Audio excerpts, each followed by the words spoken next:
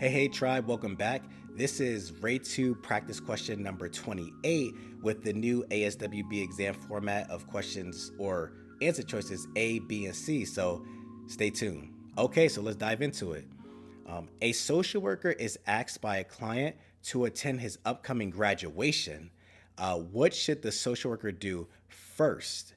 A, check to see if they are available on that date. B, evaluate the reason for the request, or C, decline the client's request. As always, pause the video, reread the question, reread the answer choices, select your best answer, unpause the video, and then we'll dive into the explanation. Okay, if you picked B, you are correct of evaluate the reason for the request. And we're going to dive into it. So the reason why A, check to see if they're available date, that is incorrect. Why? We don't want to immediately accept the client's request. We will want to first explore the client's reasoning for inviting us to their graduation. And let's jump to B. So I know some of us may say, whoa, Ray, hold on. Time out. No, see, this is what I'm talking. This is what I'm talking about. Right? The NASW Code of Ethics clearly states that the social worker should avoid dual relationships. What's the deal, Ray? See, Ray, that's what I'm talking about, man. You said read the Code of Ethics. All right. Hear me out. Okay. Hear me out. So for 1.06 conflicts of interest, C says social workers should not engage in dual or multiple relationships with clients or former clients in which there is a risk of exploitation or potential harm to the client. In instances when dual or multiple relationships are unavoidable, social workers should take steps to protect clients and are responsible for setting clear, appropriate, and culturally sensitive boundaries. Dual or multiple relationships occur when social workers relate to clients in more than one relationship, whether professional, social, or business. Dual or multiple relationships can occur simultaneously or consecutively. And I know after reading this, you guys are like, see, Ray, like it said, avoid. Are you sure, Ray? See, hold on. I know. Hear me out. Yes, social workers want to avoid dual relationships. However, context matters. The first thing we want to look at is who initiated the request. As social workers, we never want to initiate it by asking the client to attend something together. It's the same principle when it comes to bartering. And as social workers, we don't want to accept goods or services for payment. However, there are exceptions. According to the NASW Code of Ethics, 1.13 Payment of Services, Section B, social workers should avoid accepting goods or services from clients as payment for professional services, period. Bartering arrangements, particularly involving services, create the potential for conflicts of interest, exploitation, and inappropriate boundaries in social workers' relations with clients, period.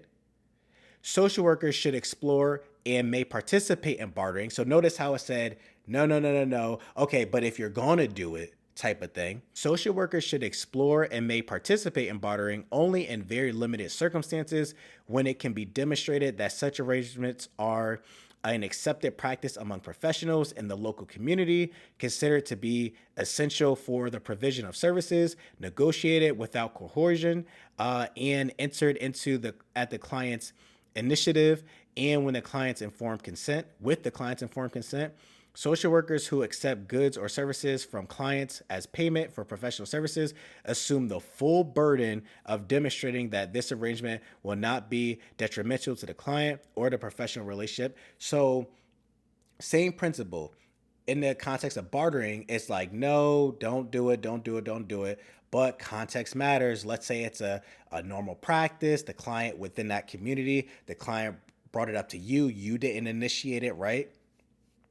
It's acceptable, and you still as the profession want to make sure that you set and maintain clear appropriate boundaries, that you're not exploiting the client and their services being provided or anything like that in any type of way, right? There are some circumstances when attending an event would be deemed acceptable, such as a graduation, wedding, and or funeral. And I know it sounds like, whoa, wait, hold on. Isn't that like it? There are exceptions.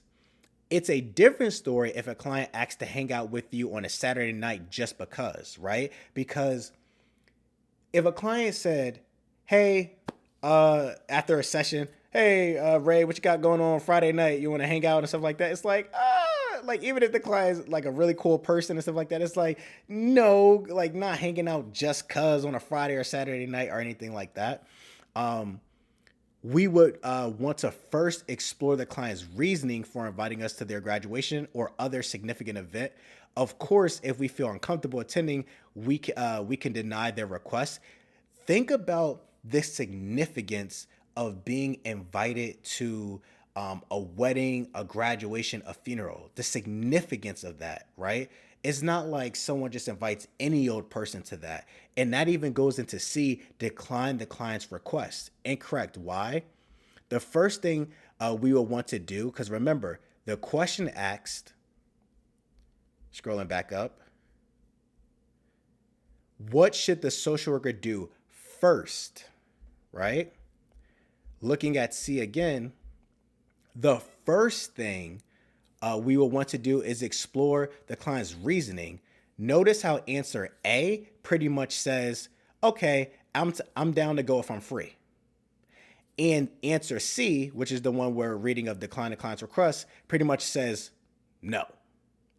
Answer B attempts to understand the client's perspective on the situation first before giving a definitive answer. When you think about it, being invited to a major milestone like this has a certain level of importance to it. So since someone wouldn't just invite anyone to these events, you want to use your professional judgment whether you attend or not. If the social worker decides to go, the social worker will discuss boundaries and a plan of action with the client. Example, the social worker could agree to go, but not participate in the graduation after party, the reception if it's a wedding, etc., and what to say to people that may ask how the social worker knows the couple if it's a wedding, or any other questions someone may ask of like, hey, how do you know the person graduating or anything like that? And I actually I'm gonna put a link down in the description in the comment section as well, where when I was researching this, you actually are in circumstances able to attend a client's significant event like a funeral, a graduation, a wedding. Again, you want to explore that with the client, right? See, their perspective. And let's say they say something like in this context with a graduation, you was working with a client and they said, we made a lot of progress. Thank you. I was able to, finish school because of your help with all the coping skills I utilized and everything. I really want you to attend my graduation. And again, let's say if it was a minor or something like that, you would discuss with their parents, of course, and come up with a plan of action and stuff.